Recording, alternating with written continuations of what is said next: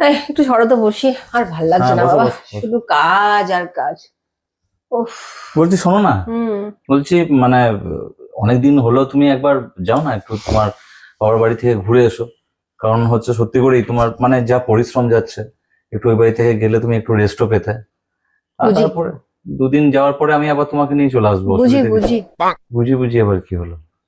মানে তুমি আমাকে পাঠাতে পারলেই বাঁচো, তাহলে নিজের মতন একটু থাকতে পারবে, তোমার একটু বন্ধু বান্ধবদের সাথে ঘোরাঘুরি করতে পারবে। এই তো সামনে আবার কালী পুজো।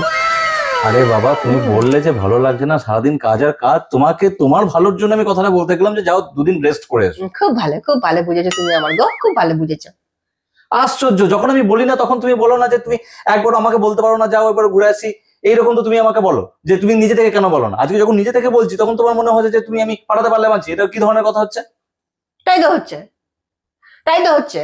তুমি নিজে থেকে আমাকে বলে দিলে যে হ্যাঁ চল ঘুরে এসো, চলে যাও তোমাদের বাপের বাড়ি থেকে একটু ঘুরে এসো। তার মানে তাই তুমি তাহলে চাইছো না যে আমি এখানে থাকি?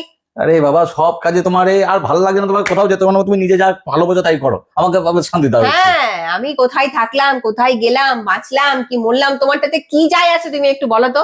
বসতে এসেছিলাম একটু শান্তি করে, তা বসতেও দিল না বাবা। আশ্চর্য লোক বাবা, বলে হারিয়ে যাই তোমাকে আমি। নয়নে হাসি মাখা বদনে